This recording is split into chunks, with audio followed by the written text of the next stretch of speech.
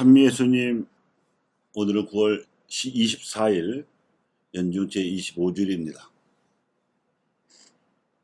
맨 나중에 온 이 사람에게도 같은 품삯을 주겠다고 하신 비유 말씀의 한 문장으로 제목을 삼았습니다.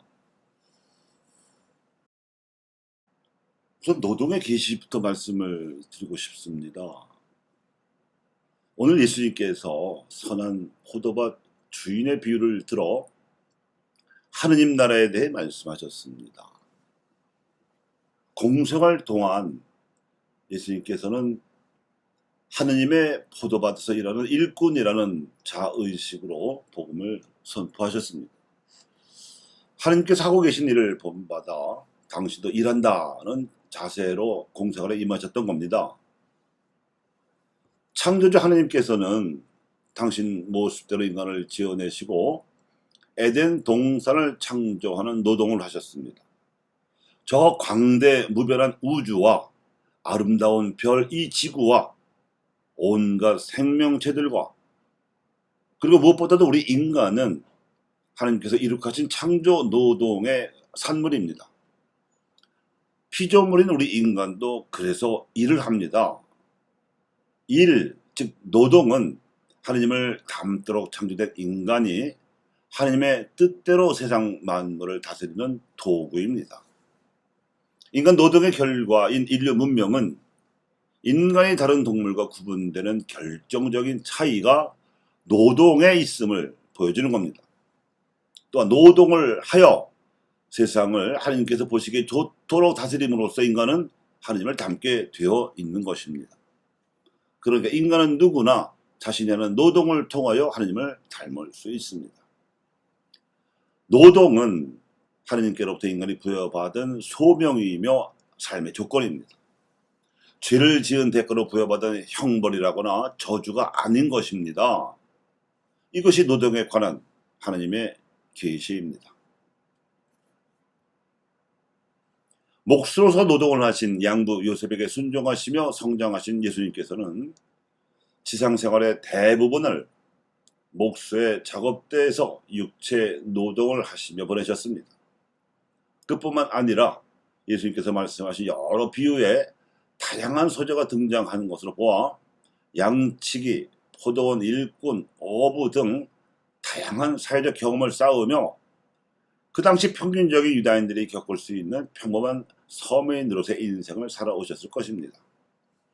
그러다가 공생활 동안 예수님께서는 하느님 나라의 복음을 선포하는 일, 즉 복음 선포에 노동을 하셨습니다.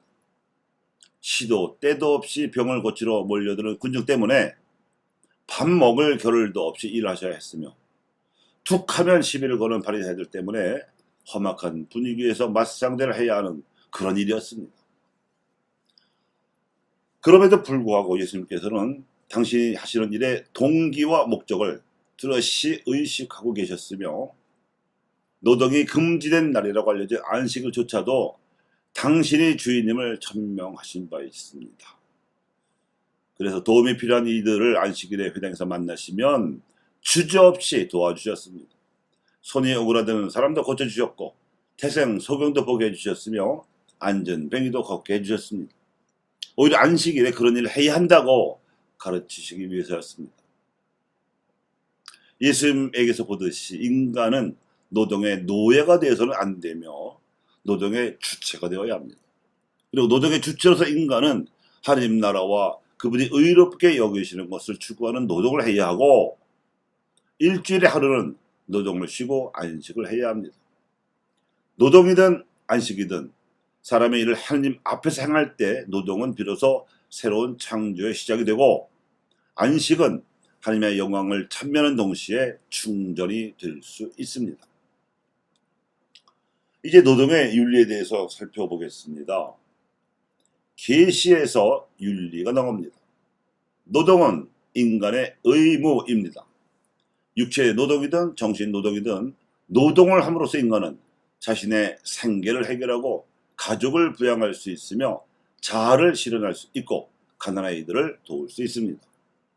인간은 노동을 통하여 하나님과 함께 세상의 주인이 되는 것이며 자신과 다른 이들을 위하여 유익한 것을 성취하면 물론 하나님께서 만드신 세상을 더욱 아름답게 만들 수 있습니다. 특히 사회의 공동선을 증진시키는 노력은 세상에 꼭 필요한 사랑의 노동입니다. 이렇게 사랑의 실천을 최종 목표로 살아가는 인간의 노동은 하나님께서 인간에게 베푸신 자비를 느낄 수 있는 관상의 기회가 되며 신실한 기도가 됩니다. 이런 의미에서 노동은 몸으로 하는 기도이며 마음으로는 기도에 따른 성취이기도 합니다. 그러므로 세상을 하나님께서 보시기에 좋도록 바꿀 수 있는 힘은 기도와 함께 노동에서 나옵니다. 그런데 인류가 서두르 하는 노동에서 동력기관을 통해 하는 노동으로 소규모 간의 수공업에서 대규모 공장 공업으로 바꾸면서 생산력을 비약적으로 발달시켰지만 노동의 존엄성은 위기에 처하게 되었습니다. 노동하는 수고를 바탕으로 얻은 자본을 수월하게 얻을 수 있게 됨으로써 인간의 탐욕이 커졌기 때문입니다. 이것이 산업혁명이 생겨나고 자본주의가 출현하는 데 따른 노동의 위기이며 또한 경제의 위기입니다. 노동은 돈으로 환산할 수 있는 노동력이라 부르게 되고 노동의 가치는 그로 인해 벌 수 있는 임금으로 측정하는 시대가 되었습니다. 그래서 돈을 많이 벌 수 있는 노동이 귀한 노동으로 여기게 되고 돈을 적게 버는 노동은 천한 노동인 것처럼 여기게 되었습니다. 심지어 노동을 하지 않고도 돈을 버는 불로소득자가 선망의 대상이 되기도 합니다. 임대소득으로 편하게 돈을 버는 건물주가 창조주보다 더 선망의 대상이 되고 있는 이 현실이 위기에 처한 노동의 현실입니다. 이제 세 번째로 노동에 대한 인간의 우위에 대해서 말씀드리려고 합니다. 오늘 예수님께서는 선한 포도밭 주인의 비유를 통해서 인간이 노동을 해서 이룩한 생산성보다 인간 자신이 더 우선임을 가르치셨습니다. 그 포도밭 주인과 일꾼들이 계약을 맺은 한 데나리온은 노동자 가족이 하루를 먹고 살 수 있는 최저임금이었습니다. 만약 노동 시간과 생산성을 인간보다 더 우위에 놓게 된다면 맨 나중에 온 일꾼의 가족은 하루 세 끼를 다 먹지 못하고 끼니를 거르는 굶주리는 처지가 될 겁니다.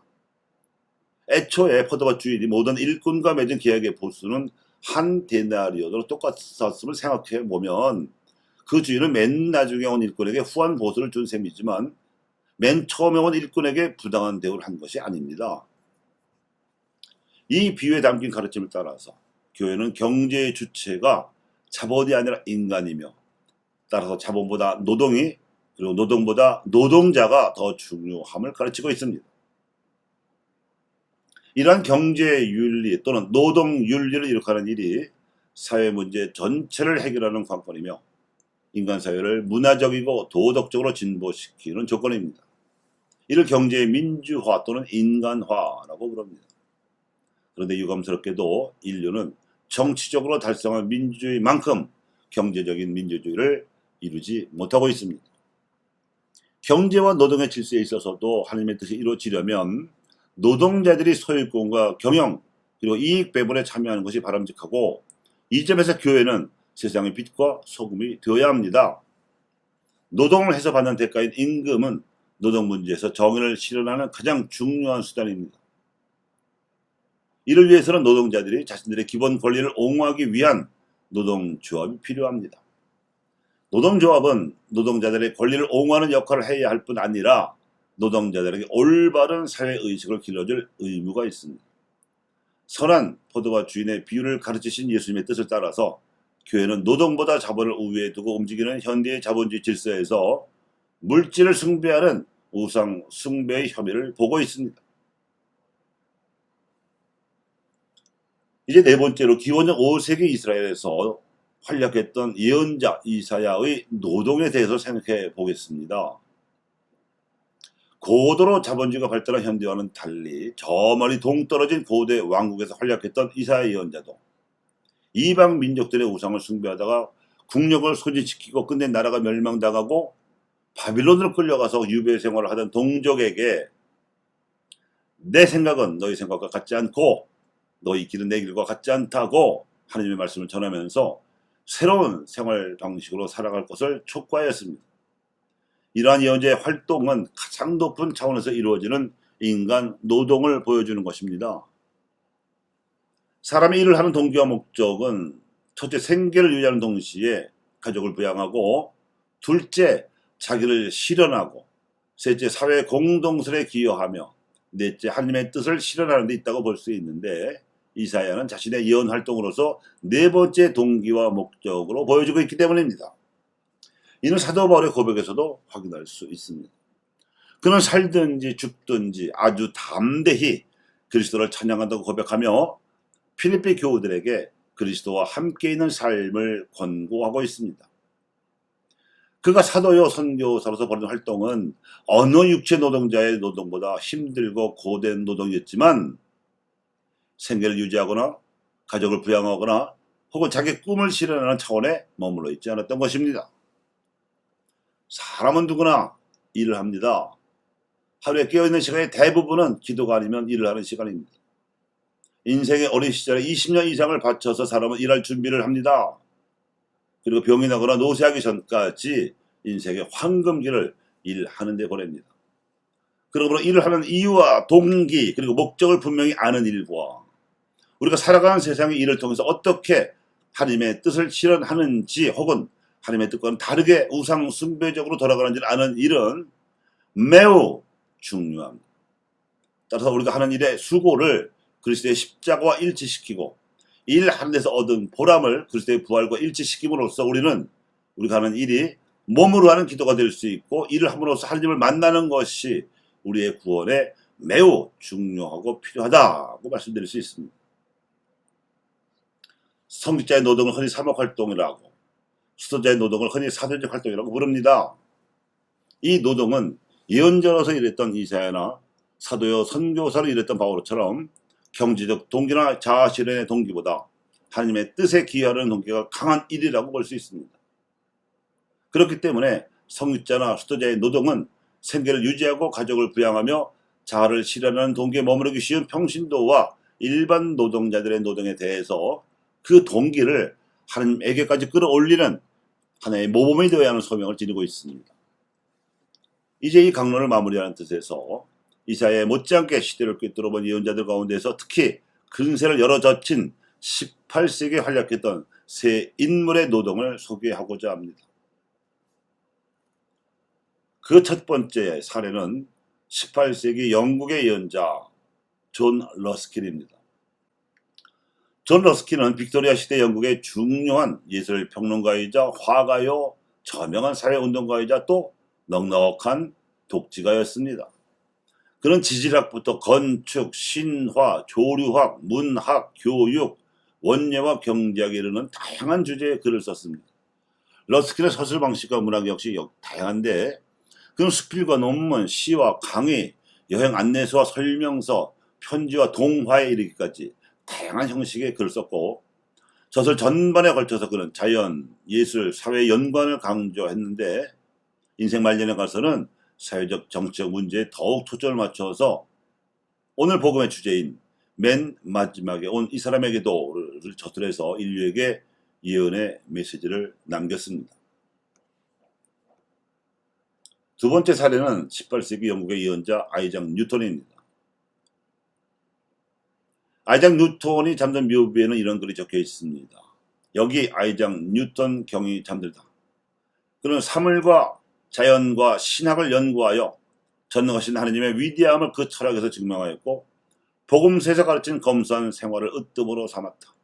이 인류의 자랑이 저승의 세계에 들어온 것은 저승에 있는 모두의 영광이 아니고 무엇이 있는가? 대단한 찬사가 아닐 수 없습니다. 근데 과학의 통치이자 인류 최고의 과학자로 평가받고 있는 뉴턴의 대표적인 저서 프린키피아는 다윈이 지은 종의 기원과 함께 인류 역사상 가장 중요한 과학책으로 일컬어지고 있습니다. 묘비명에서 신학, 철학, 과학의 모든 부분에서 천재적이라고 했던 것처럼 죽은 지 300여 년이 지난 지금도 뉴턴은 신학적, 과학적의 업적으로 현대에 미치는 영향이 대단합니다. 마지막으로 18세기 조선의 예언자라고 일컬을 수 있는 강완숙에 대해서 오세훈 기자가 경기신문에 온고지신이라는 고정 칼럼에서 2023년 6월 9일 날 쓴 글을 소개하겠습니다. 1760년 중경도 예산의 양반집에서 태어났다. 서녀였다. 여자아이가 공부하는 것을 금기시하던 시대에 완숙은 그 악조건에 굴하지 않고 남자 형제들 공부할 때 옆에서 성실하게 귀동냥했다. 훗날 학자들도 놀라게 할 정도였다. 아버지는 그 총명한 딸을 특별히 사랑했다. 용하다고 소문난 점쟁이가 사나운 팔자이니 재치로 들어가는 게 좋겠다 하여 부모는 결국 그 점괘를 받아들였다. 이내 향리에서 알아주는 양반집 홍신의 며느리가 된다. 남편은 어린 아들 하나를 둔 사별한 호랍이었다. 독한 시집살이를 당연하게 여기던 시대에 양반집 며느리로서 또 전체 소송에게는 계모로서 완숙의 덕행은 완벽했다. 자신의 딸을 포함하여 남편을 지휘한 4인 가족은 완숙의 헌신과 지혜 덕에 참으로 좋았다. 그는 고품격이었다. 부부 사이는 좋지 않았다. 행복은 짧았다. 모든 것을 앗아가는 치명적인 비극이 들이닥쳤다. 망국적인 파당 정치였다. 그들은 경우에 따라 임금도 얼마든지 손을 볼 수 있었다. 노론 벽파가 좌파 세력에 도움이 되지 않는 현군 정주의 아버지인 사도세자를 죽인 것이 그 한 사례다. 그와 같이 당파 싸움에 몰두한 패거리들은 정적이나 위협 세력은 필요한 경우에 얼마든지 개, 돼지 잡듯 잡아 죽였다. 그들에게 나라와 백성들은 휘쳐먹고 찜쪄먹고 그것도 모자라 뼈까지 말라먹는 먹거리일 뿐이었다. 안전하고 부강하고 덕이 넘치는 나라를 발전시킨 능력도 비전도 없었다. 자존심, 패기친 거지처럼 또는 시시하고 위선적인 왈패처럼 개인의 영달과 당파의 이익을 탐할 뿐이었다. 천주교가 정치의 뜨거운 재료로 등장했다. 초기에 서학이라고 불린 데서 알 수 있듯이 서양에서 전래된 신학문으로 여겨졌다. 조정에서도 크게 문제 삼지 않았다. 그러나 시간이 흐르면서 서학은 천주교로 옷을 갈아입는다. 성리학의 세상에 그 대칭의 세계관이 등장한 것이다. 평등주의와 내세관이 핵심 사상이었다. 임진 정유 8년 전쟁에 이어 끝도 없이 지속되는 내후 외환의 조선은 평생 100가지 질환으로 숨을 헐떡거리며 죽을 날만 기다리는 중환자였다. 지배층의 권위가 무너진 상태에서 천주교는 그 마력적인 교리로 기층 민초들의 마음을 사로잡았다. 강완숙은 어려서부터 나는 어디서 와서 어디로 가는가에 깊은 관심을 가졌다. 20살이 되기 전에 비구니 학생들이 사는 절에 들어가 삶의 의미를 멈춤없이 따지며 깊이 파고들었다. 1년 후 만족하지 못한 채 하산했다. 그리고 결혼하면서 천주교에 입교했다. 그의 전교 능력은 탁월했다. 공맹사상의 조예가 깊은 점이 주효했다. 그는 유지중 폐륜 사건으로 발발한 신의 박해 때 감옥에 갔던 교우들에게 음식을 해 나르다가 첫 번째 옥고를 치른다. 추록 후 남편과 헤어지고 시어머니와 아들, 딸과 함께 서울 가회동으로 이사하여 본격적인 전교 활동을 펼친다. 조선은 2000년 천주교 역사를 통틀어 여러 가지 기록을 가지고 있다. 그중 한 가지는 선교사가 파견되기 전에 교세를 갖추고 그 교도들이 선교사를 갈급히 요청하여 성사된 나라라는 점이다. 1호 선교사 주문모 신부가 얼어붙은 압록강을 건너 입국한다. 1794년 12월이었다. 신의 박해 여파로 주신부의 선교활동은 살얼음판 행각이었다. 밀고로 통역 최인길, 측근 윤율과 지황이 끌려가서 신부의 소재에 대한 신문에 함구하다가 장살당하자 이현과복 완숙이 신부를 자택에 은닉했다. 죽음을 각오한 것이다. 물경 6년이었다. 정약용, 최재공 등 남인 출신 인재들과 높은 팀워크로 개혁 정치를 펼치던 정조는 천주교에 대해서도 우호적이었다. 그가 죽자 10살짜리 아들이 왕이 되었다. 순조다. 소녀는 정순 왕후의 컨트롤을 받는 꼭두각시였다. 노인은 천주교는 사론이다. 씨를 말리라는 어명을 선포한다. 이것이 신유박해다. 그 조치는 5집 가운데 한 집에서 천주교도가 나오면 모조리 처벌하는 5가 작동법이 핵심이었다. 전국을 감시와 밀고의 지역으로 만든 것이다. 이로써 정약용, 이승훈, 이가환, 이벽 등 선구자들 100여 명이 참수되고 평신도 400여 명이 사형당했다. 주신부는 이 위험천만한 시기에 그를 최초의 여신도 회장으로 임명했다. 능지 처참당한 황사양은 백사에 조선의 가톨릭 역사에서 강완숙의 공을 따를 사람은 없다고 썼다. 그 6차례 주리를 뜨는 혹독한 고문을 받으면서도 의연했다. 형리들은 이 여인은 사람이 아니라 신이라며 혀를 내둘렀다. 아들 필주덕 같은 고문을 당하면서 배교의 기미를 보이자 내세를 포기하도록 설득했다. 모자는 함께 참수당했다. 주무모 신부는 국가까지 도피했으나 네가 지금 어디로 가느냐? 형제 자매들과 함께하라는 하나님의 음성을 듣고 한양으로 돌아가서 내가 당신들이 찾는 그 신부다 하고 자수하고 참수당했다. 이 나라의 종교단체들은 좋게 말하면 상업기관이고 정확히 말하면 사기 집단이다. 물론 소수의 예외는 있을 것이다. 천주교는 그 엄중하고 빛빛 찬란한 역사의 연장선에 있는가? 강완수 골룸바의 크기와 높이, 깊이를 기대한다. 주님, 저희 마음을 열어주시어 당신 아들의 말씀에 귀 기울이게 하소서.